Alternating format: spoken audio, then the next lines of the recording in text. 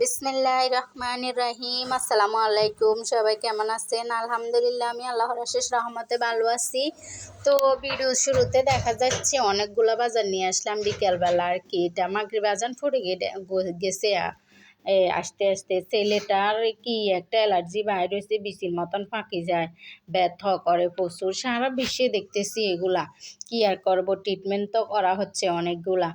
তো আসার পথে বাজারগুলো নিয়ে আসলাম। তো রাত্রে দেখতেছি আমার মেয়ে আবার মোগলাই বানাইছে। ওর হাতে মোগলাইটা অনেক ইয়ামি হয়, অনেক মজা হয়, মচমচ্চা। দেখছেন না, গরম গরম খাইতেছে। আর ওরা কত দুষ্টুমি, মানে খুশি ওরা। মোগলাইটা আমার ছোট মেয়ে অনেক পছন্দ করে। তো রাত্রে তো এগুলা খাইলাম, কালকে রান্না বান্না আর হয় নাই।